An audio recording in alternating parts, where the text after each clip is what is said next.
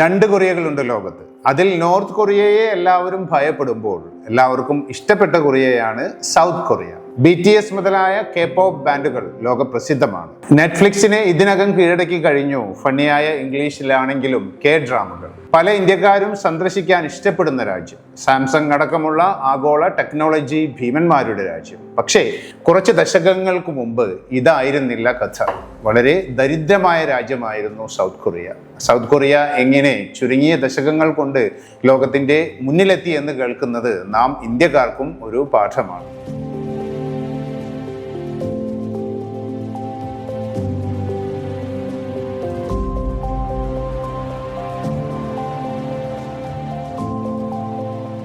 $1962 ദക്ഷിണ കൊറിയയുടെ ആളോഹരി GDP $87 ആയിരുന്നു. ഒരു ദിവസം $87 അല്ല, ഒരു വർഷം മുഴുവൻ $87. രാജ്യം അത്ര ദരിദ്രമായിരുന്നു. ഒന്ന് താരതമ്യം ചെയ്താൽ ആ വരുമാനം ഘാനയേക്കാൾ കുറവായിരുന്നു, ഹെയ്ത്തിയിലേതിനേക്കാൾ കുറവ്, ഇന്ത്യയിലേതിനേക്കാൾ വളരെ കുറവ്. വടക്കൻ കൊറിയ അന്ന് തെക്കിനേക്കാൾ സമ്പന്നമായിരുന്നു. തെക്കൻ കൊറിയയിൽ ഉരുക്ക് വ്യവസായമില്ല, നല്ല റോഡുകളില്ല, നെൽപ്പാടങ്ങളും അമേരിക്കൻ സഹായവും മാത്രം ആശ്രയിച്ച് ജീവിച്ച ഒരു രാജ്യം. പക്ഷേ 30 വർഷങ്ങൾ കഴിയുമ്പോൾ കഥ മാറി. സാംസങ് ഒരു ആഗോള ടെക്നോളജി ഭീമനാണ്. ഹണ്ടേ അമേരിക്കയിൽ കാറുകൾ വിൽക്കുന്നു. LG യൂറോപ്പിലെ ഓരോ വീടുകളിലും എത്തി. സൗത്ത് കൊറിയ ഒളിമ്പിക്സിന് വരെ ആതിഥേയത്വം വഹിച്ചു. ഒരു തലമുറ, ഒരു രാജ്യം, പരിപൂർണമായ രൂപാന്തരം. ചോദ്യം ഇതാണ്: ഇന്ത്യയേക്കാൾ പരമദരിദ്രമായിരുന്ന അമേരിക്കൻ സഹായം കൊണ്ട് മാത്രം ജീവിച്ചിരുന്ന ഒരു രാജ്യം എങ്ങനെ ഇന്ത്യയേക്കാൾ സമ്പന്നമായി, എങ്ങനെ ലോകത്തിന്റെ നെറുകയിലെത്തി? ആ കഥയാണ് എന്ന് പറയുന്നത്. 1950 കൊറിയൻ യുദ്ധം ആ ഉപദ്വീപിനെ ചാരമാക്കി. നഗരങ്ങൾ മുഴുവൻ തകർന്നു, ദശലക്ഷങ്ങൾ മരിച്ചു. 1953 യുദ്ധത്തിന് അവസാനം വന്നപ്പോൾ ദക്ഷിണ കൊറിയക്ക് കിട്ടിയത് ഉപദ്വീപിന്റെ തെക്കൻ പകുതി, കൃഷിഭൂമി നിറഞ്ഞ പകുതി. ജപ്പാൻ കൊളോണിയൽ ഭരണകാലത്ത് ഭാരിച്ച വ്യവസായങ്ങൾ വടക്ക് ഭാഗത്ത് സ്ഥാപിച്ചിരുന്നു, കൽക്കരിയും ഇരുമ്പയിരും ഉള്ള ഭാഗത്ത്. തെക്കിന് കിട്ടിയത് നെൽപ്പാടങ്ങളും മത്സ്യബന്ധന ഗ്രാമങ്ങളും മാത്രം. 1961 ദക്ഷിണ കൊറിയയുടെ ആളോഹരി വരുമാനം എത്യോപ്യയിലേതിനേക്കാൾ കുറവായിരുന്നു. രാജ്യജനസംഖ്യയുടെ 40% കൂടുതൽ ജനങ്ങൾ പട്ടിണിയിലായിരുന്നു. രാജ്യം ജീവിച്ചത് വിദേശ സഹായത്തിന്റെ കാരുണ്യത്താലാണ്. യാതൊരു വ്യാവസായിക അടിത്തറയും ഇല്ലായിരുന്നു. പിന്നെ 1961 മെയ് 16 പാർച്ചുങ് ഹി എന്ന ഒരു ജനറൽ പട്ടാള അട്ടിമറിയിലൂടെ അധികാരം പിടിച്ചെടുത്തു. പാർക്ക് ഒരു ജനാധിപത്യവാദിയായിരുന്നില്ല. അയാൾ ഭരണഘടന റദ്ദാക്കി, എതിർക്കുന്നവരെ ജയിലിൽ അടച്ചു. ഏഷ്യയിലെ ഏറ്റവും കഠിനമായ ഏകാധിപത്യ ഗവൺമെന്റുകളിൽ ഒന്ന് നടത്തി. ആ ഭാഗം ചരിത്രത്തിൽ നിന്ന് മായ്ക്കാൻ പാടില്ല. പക്ഷെ ഒരു പട്ടാള ഏകാധിപതിയിൽ നിന്ന് ആരും പ്രതീക്ഷിക്കാത്ത ഒരു കാര്യം കൂടി പാർക്ക് ചെയ്തു.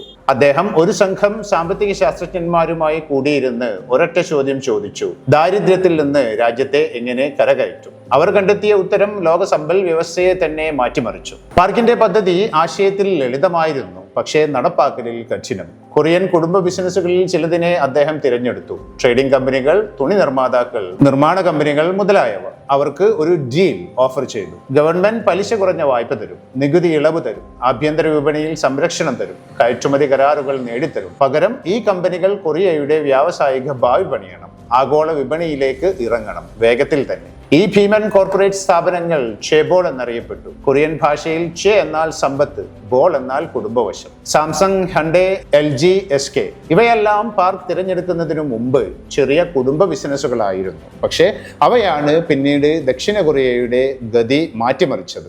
1938 സാംസങ് ചൈനയിലേക്ക് പഴവർഗ്ഗങ്ങളും നൂഡിൽസും ഉണക്ക മത്സ്യവും കയറ്റുമതി ചെയ്യുന്ന ഒരു സ്ഥാപനമായിരുന്നു. 1947 ഹൻഡേ ഒരു നിർമ്മാണ കമ്പനിയായിരുന്നു. LG രാസവസ്തുക്കളുമായാണ് തങ്ങളുടെ കമ്പനി പ്രവർത്തനം തുടങ്ങിയത്. പക്ഷേ പാർക്ക് ഈ കമ്പനികളോട് പറഞ്ഞു: നിങ്ങൾക്ക് കപ്പലുകൾ പണിയാം, ഉരുക്കുണ്ടാക്കാം, കാറുകൾ നിർമ്മിക്കാം, ഇലക്ട്രോണിക്സ് ഉണ്ടാക്കാം, ലോകത്തിന് വിൽക്കാം. 1960കളുടെ അവസാനം കൊറിയയ്ക്ക് ഒരു ആഭ്യന്തര ഉരുക്ക് വ്യവസായം വേണം എന്ന് പാർക്ക് തീരുമാനിച്ചപ്പോൾ ലോക ബാങ്ക് അദ്ദേഹത്തോട് പറഞ്ഞു: കൊറിയയുടെ വികസനം വെച്ച് നോക്കുമ്പോൾ ഇത് സാമ്പത്തികമായി യുക്തിരഹിതമാണ്, ഫണ്ട് തരില്ല.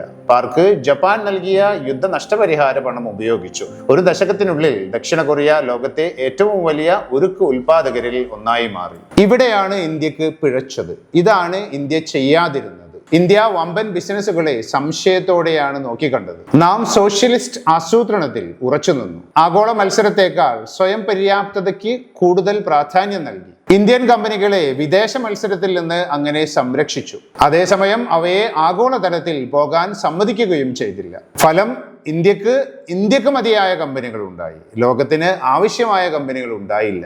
പാർക്കിന്റെ കൊറിയ നേരെ വിപരീതമാണ് ചെയ്തത്. ലോകത്തിലെ ഏറ്റവും കഠിനമായ മത്സരമുള്ള വിപണികളിലേക്ക് ദക്ഷിണ കൊറിയൻ കമ്പനികളെ തള്ളിവിട്ടു. ഒന്നുകിൽ ജയിക്കുക അല്ലെങ്കിൽ ഇല്ലാതാകുക. ഫോർ എക്സാമ്പിൾ, സാംസങ്ങിന്റെ വിജയകഥ. ഉണക്ക മത്സ്യം വിറ്റിരുന്ന ഒരു കമ്പനിയാണ് ലോകത്തിലെ ഏറ്റവും അഞ്ചാമത്തെ മൂല്യമുള്ള കമ്പനിയായി മാറിയത്.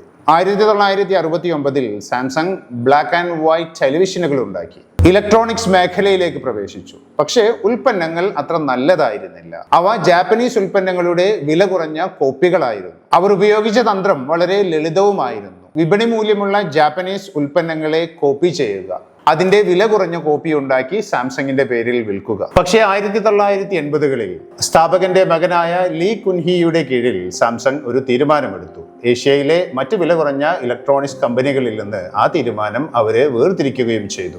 1993 ലീ ഫ്രാങ്ക്ഫർട്ടിൽ എക്സിക്യൂട്ടീവുമാരുടെ ഒരു യോഗം വിളിച്ചുകൂട്ടി. അദ്ദേഹം അവരോട് പ്രശസ്തമായി പറഞ്ഞ വാക്കുകൾ: നിങ്ങളുടെ ഭാര്യയും കുട്ടികളും ഒഴികെ ബാക്കിയെല്ലാം മാറ്റുക. അദ്ദേഹം അമേരിക്കയിലും ജപ്പാനിലും സമയം ചെലവഴിച്ച് സോണിയും മോട്ടോറോളയും ആഗോള ഉപഭോക്താക്കളെ എങ്ങനെ ആകർഷിക്കുന്നു എന്ന് നേരിൽ കണ്ടു. ഉറച്ച ഒരു ബോധ്യവുമായി തിരിച്ചുവന്ന് സാംസങ്ങിനെ വില കുറഞ്ഞ ഉൽപ്പന്നങ്ങൾ വിറ്റ് ജയിക്കാൻ കഴിയില്ല, ഗുണനിലവാരത്തിലാണ് ജയിക്കേണ്ടത്. സോ സാംസങ് R&Dയിൽ വമ്പിച്ച നിക്ഷേപങ്ങൾ നടത്തി. ഒളിമ്പിക്സ് സ്പോൺസർ ചെയ്തു. യൂറോപ്പിൽ നിന്നും അമേരിക്കയിൽ നിന്നും മികച്ച ഡിസൈനർമാരെ കമ്പനിയിലേക്ക് കൊണ്ടുവന്നു. ബജറ്റ് ബ്രാൻഡ് എന്ന കോൺസെപ്റ്റ് ഉപേക്ഷിച്ച് പ്രീമിയം ബ്രാൻഡ് എന്ന നിലയിലേക്ക് വളരാൻ തീരുമാനിച്ചു. 2005ഓടെ ഇന്റർ ബ്രാൻഡ് പുറത്തുവിട്ട ആഗോള ടോപ്പ് 20 ബ്രാൻഡുകളിൽ സാംസങ് ഇടം പിടിച്ചു. 2010കളിൽ ഗാലക്സി സ്മാർട്ട് ഫോൺ പരമ്പരയോടെ നേരിട്ട് ആപ്പിളിനെ വെല്ലുവിളിച്ചു. പല മാർക്കറ്റുകളിലും വിജയിക്കുകയും ചെയ്തു. ഇന്ന് സാംസങ് മാത്രം ദക്ഷിണ കൊറിയയുടെ GDPയുടെ ഏകദേശം 20% ഉൽപ്പാദിപ്പിക്കുന്നു. ആഗോള ആധിപത്യത്തിനായി പണിത ഒരു ആഭ്യന്തര കമ്പനിക്ക് ഒരു രാജ്യത്തിന് വേണ്ടി എന്ത് ചെയ്യാൻ കഴിയുമെന്ന് ആ ഒരു ഒറ്റ കണക്ക് പറഞ്ഞു തരുന്നു. പക്ഷേ ഈ കഥയ്ക്ക് മറ്റൊരു വില കൂടിയുണ്ട്. ആ വിലയെ കുറിച്ച് പറയാതെ ഈ കഥ പരിപൂർണമായി മാറുകയുമില്ല. ഷെബോൾ മോഡൽ ലോകത്തിലെ ഏറ്റവും ശക്തരായ ചില കമ്പനികളെ സൃഷ്ടിച്ചു. അതോടൊപ്പം ഭാരിച്ച അസമത്വം, രാഷ്ട്രീയ അഴിമതി, ചെറിയ ബിസിനസ്സുകളെ ഞെരുക്കുന്ന കോർപ്പറേറ്റ് സംസ്കാരം എന്നിവയും സൃഷ്ടിച്ചു. ചെബോൾ ഭാരവാഹികൾ കൈക്കൂലി, വഞ്ചന, നികുതി വെട്ടിപ്പ് കേസുകളിൽ ആവർത്തിച്ച് ശിക്ഷിക്കപ്പെട്ടിട്ടുണ്ട്. സാംസങ് ചെയർമാൻ ലീ ഒരു മുൻ പ്രസിഡന്റിനെ കൈക്കൂലി നൽകിയതിന് ജയിലിൽ പോയി. ചെബോളും ഗവൺമെന്റും തമ്മിലുള്ള ബന്ധം സഹകരണം മാത്രമായിരുന്നില്ല, പലപ്പോഴും അത് അഴിമതിയും ഒത്തുകളിയും കൂടിയായിരുന്നു.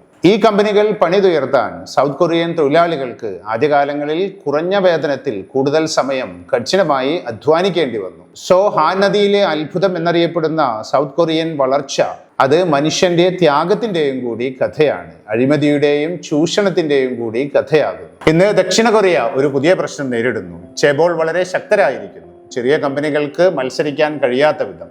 ചെറുപ്പക്കാർ ജീവിതം മുഴുവൻ പഠിക്കുന്നത് സ്വന്തം കമ്പനി തുടങ്ങാനല്ല, സാംസങ് ആപ്റ്റിറ്റ്യൂഡ് ടെസ്റ്റ് പാസ്സായി ആ ഭീമന്റെ ഉള്ളിൽ ഒരു ജോലി നേടാൻ.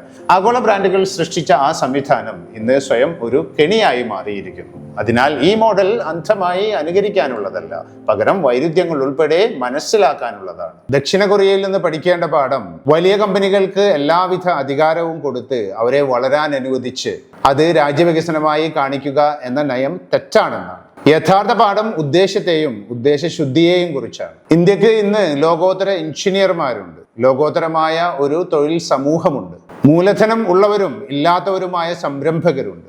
പക്ഷേ ദക്ഷിണ കൊറിയക്ക് എവിടെ പിഴച്ചുവോ അതേ രീതിയിൽ തന്നെയാണോ ഇന്ത്യയുടെ യാത്രയും എന്നാണ് കാര്യങ്ങൾ കാണുമ്പോൾ തോന്നുക. ഏതാനും ചില സംരംഭകരിലേക്ക്, ഉദാഹരണമായി അദാനി, അംബാനി മുതലായവർ, അവരിലേക്ക് എല്ലാവിധ കുത്തകകളും വന്നു ചേരുന്ന കാഴ്ചയാണ് ആധുനിക ഇന്ത്യയിൽ നാം കാണുന്നത്. മേ ബി 30 വർഷങ്ങൾക്ക് ശേഷം നമ്മളും ചിന്തിച്ചേക്കാം, ഇപ്പോൾ ചുറ്റും നടക്കുന്നത് ശരിയാണോ എന്ന്. നല്ലൊരു വാർത്തയുള്ളത്, ഇന്ത്യയുടെ സ്റ്റാർട്ടപ്പ് തലമുറ ശരിയായ ചോദ്യങ്ങൾ ചോദിക്കാൻ തുടങ്ങിയിരിക്കുന്നു. UPI പേയ്മെന്റ്സ് ഒരു ആഗോള നിലവാരത്തിലുള്ള ഇന്നോവേഷനാണ്. സെപ്റ്റോ, റേസർ പേ, ക്രെഡ്, മീഷോ, ഈ സ്റ്റാർട്ടപ്പുകളെല്ലാം അപാരമായ സ്കെയിലിലാണ് മുന്നോട്ട് പോകുന്നത്. പക്ഷേ ഒന്നും തന്നെ ഇനിയും സാംസങ് ആയിട്ടില്ല, ഒന്നും തന്നെ ഹൻജെ ആയിട്ടില്ല. ദക്ഷിണ കൊറിയൻ കമ്പനികൾ പണിയാൻ 30 വർഷമെടുത്തു. ഇന്ത്യ ഈ ചോദ്യം ഗൗരവമായി ചോദിക്കാൻ തുടങ്ങിയിട്ട് ഒരു പക്ഷേ 10 വർഷമേ ആകുന്നതുള്ളൂ. കാത്തിരുന്ന് തന്നെ കാണേണ്ടി വരും എന്താണ് സംഭവിക്കുക എന്നത്.